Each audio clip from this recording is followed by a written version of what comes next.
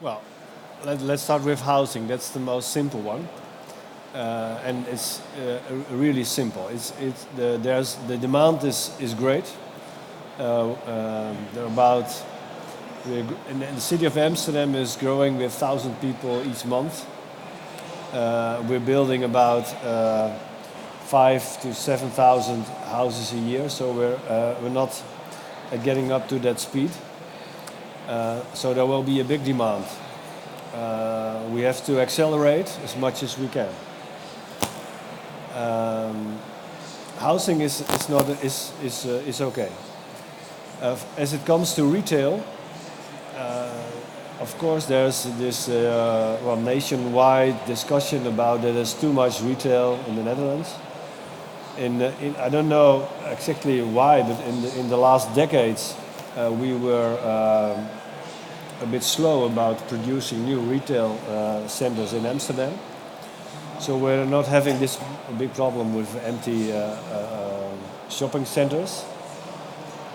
I think that we can adjust to the new developments, and when we go to the new areas, and we can introduce new concepts of retail, which makes it making new areas very interesting. That also comes to when it comes to work.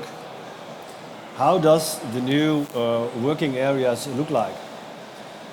In the past, we made big offices for noise reduction for the houses behind that. There's no need for that big offices anymore. People working at their homes. We can't make new interesting cities with Starbucks on every corner of the street. So we have to think about how does this new area look like. That's interesting. Something we have to find out. We have to challenge everybody. Also, the new developers, new entrepreneurs, is to help us. But how does that look like? How do we make those new areas? And when it comes to offices, for the last 5 years, I've been talking to investors. In the beginning, they were they were not very nice towards me, and that I can understand because they invested a lot in offices in the region of Amsterdam, and a lot of them are empty.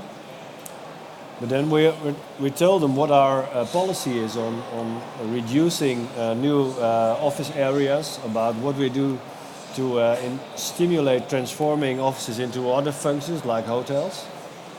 And the last 4 years, we're much more working together on transforming empty offices into very interesting new concepts.